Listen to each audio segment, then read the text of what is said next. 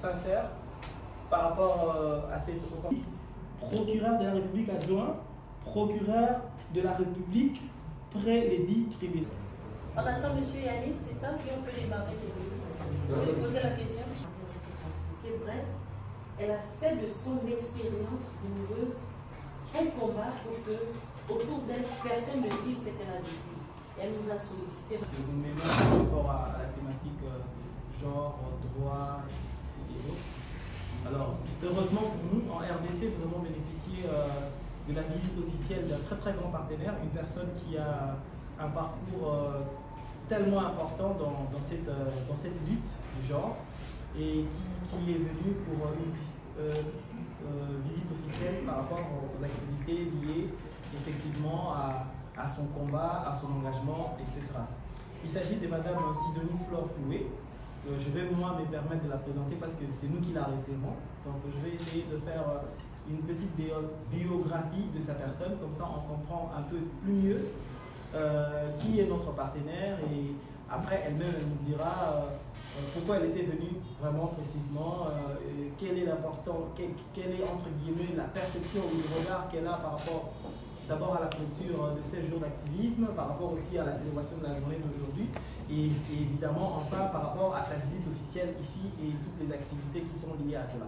Donc elle va prendre le temps d'expliquer, c'est une conférence de presse, vous allez comprendre, écouter et vous aurez aussi la possibilité de la poser des questions pour comprendre comment ça se passe. Donc nous sommes très heureux en tant que Congolais et aussi en tant que réseau de pouvoir vivre cette opportunité, de bénéficier de sa présence parmi nous et surtout de bénéficier, je dirais, des fruits de son engagement. Alors je vais très rapidement dire qui elle est. Il s'agit de Madame Sidonie Flore Loué. Donc Madame Sidonie Flore Loué est née à Itimbu, Kumba, au Gabon.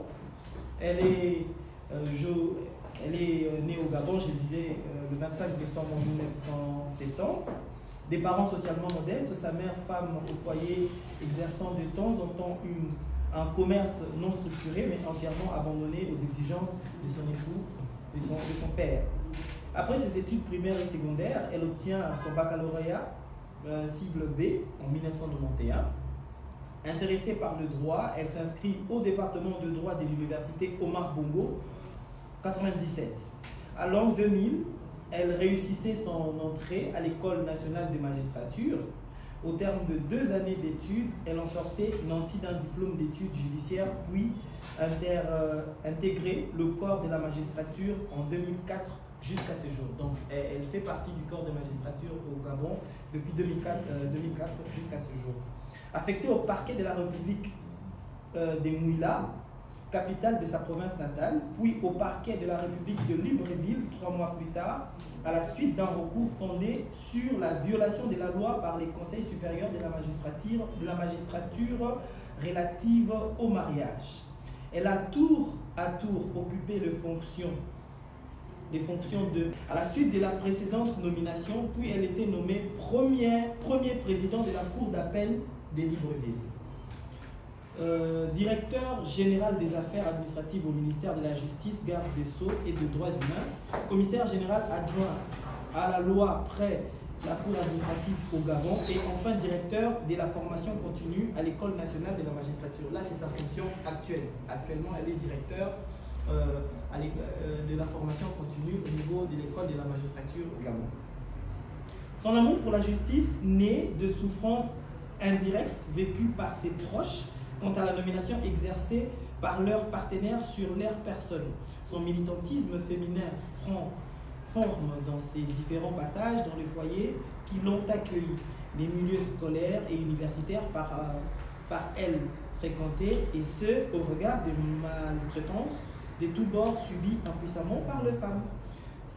Le sentiment résultant du constat était que le sexisme prononcé en défaveur de la gente féminine lui paraissait grossier et sa seule envie était de réagir. Mais comment?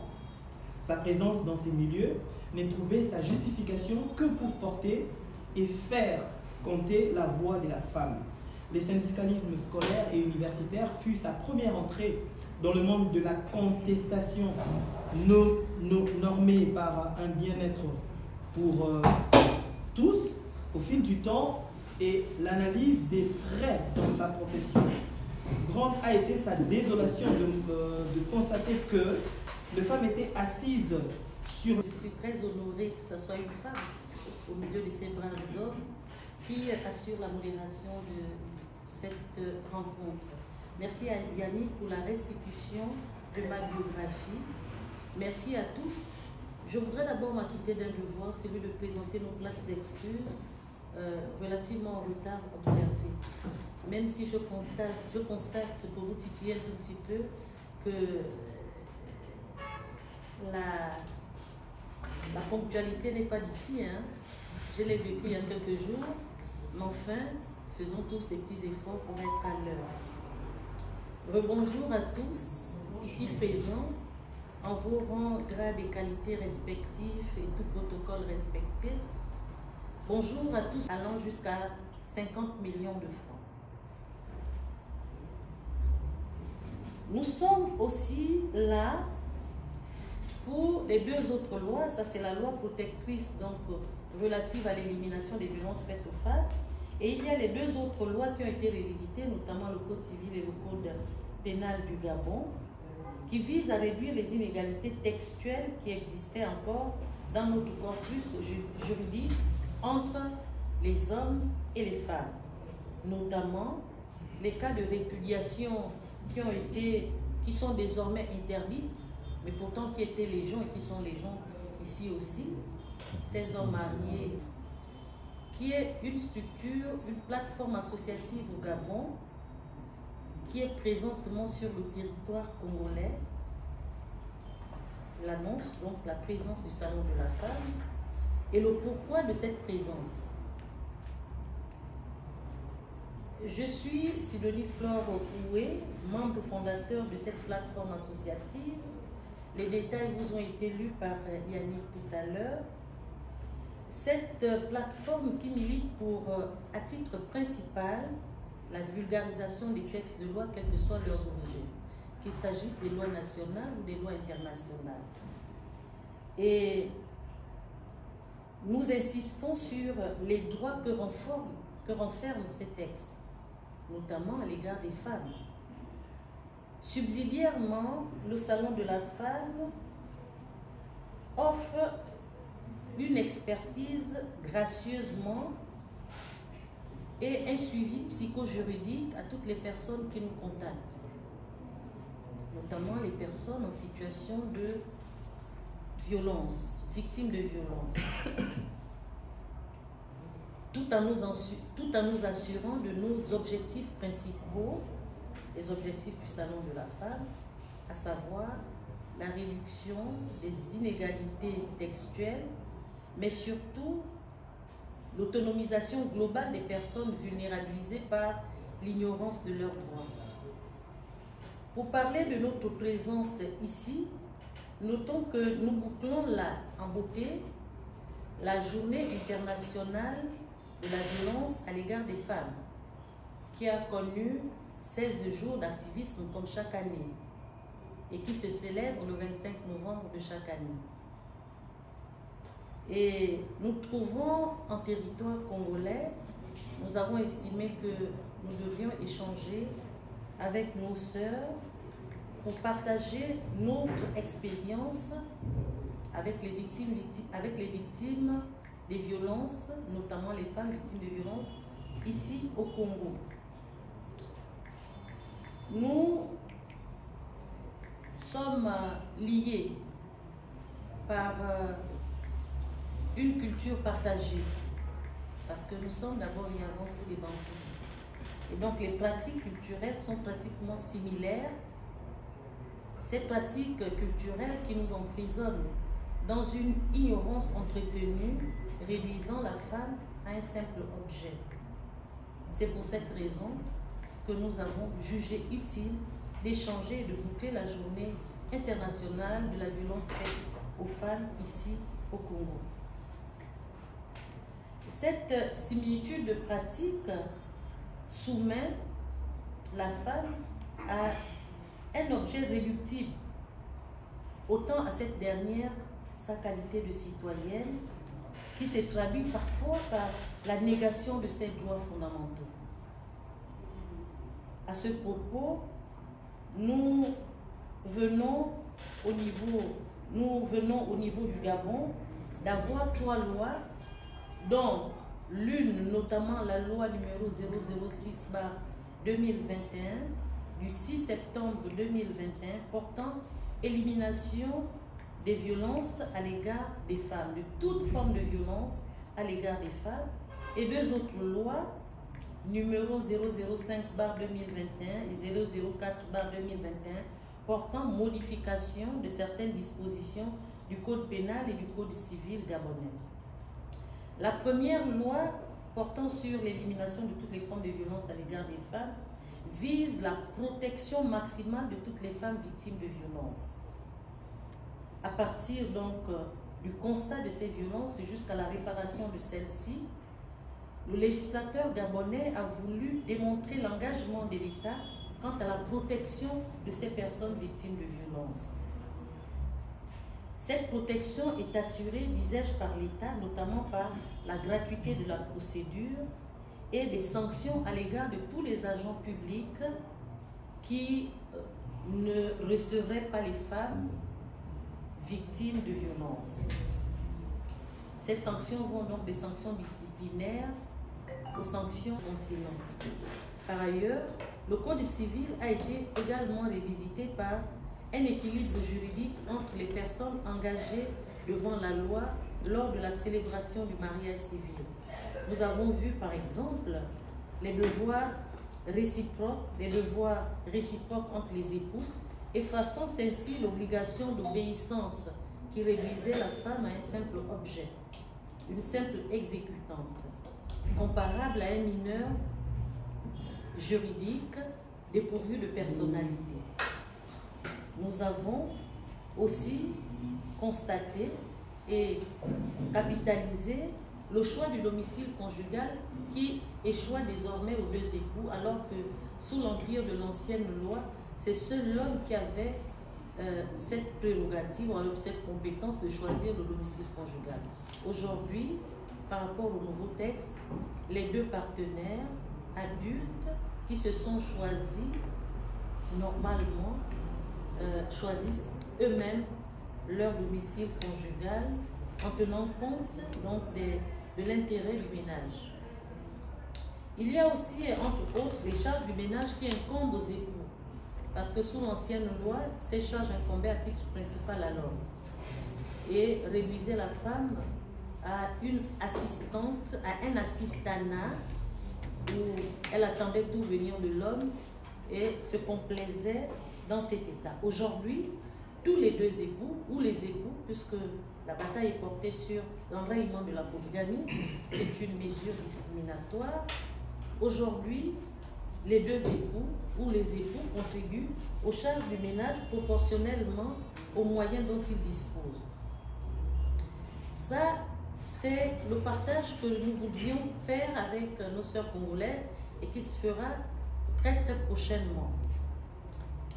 La deuxième raison de notre présence ici est notre participation au Forum international des femmes entreprenantes et dynamiques, dont le thème est accélérer la dynamique du marché commun de l'Union africaine, les enjeux de la facilitation des échanges intra-africains avec les défis liés à la normalisation, la certification et au financement. Cette grande rencontre du donner et du recevoir se tiendra ici à Kinshasa du 13 au 16 du mois en cours. Nous n'allons pas nous étaler sur cet aspect puisque une conférence de presse sera dédiée à cet effet. Notons simplement que nous interviendrons en tant que conférencières lors de ces assises dans le chapitre réservé à la formation, à l'éducation des jeunes filles dans la question de la réduction des inégalités, poussant donc ces jeunes filles-là au métier de la recherche et métier scientifique. ce sera l'occasion pour nous de donner des rudiments aux jeunes filles, parce que ce sont des thèmes intergénérationnels, donner aux jeunes filles le minimum possible dans l'éducation de leur progéniture, qui permettra à ces dernières d'inculquer les valeurs de citoyenneté de leurs enfants, filles ou garçons, dès le cercle familial, avant l'instruction dans les institutions étatiques. Voilà, mesdames, messieurs, honorables journalistes, la quintessence de notre présence ici en RDC, chez vous, mais aussi chez nous. Nous nous plierons à quelques questions si elles existent, tout en espérant être à la hauteur de vos attentes. Voilà, ainsi dit, le mot de notre annonce relativement à notre présence ici à Kinshasa. Kin la belle.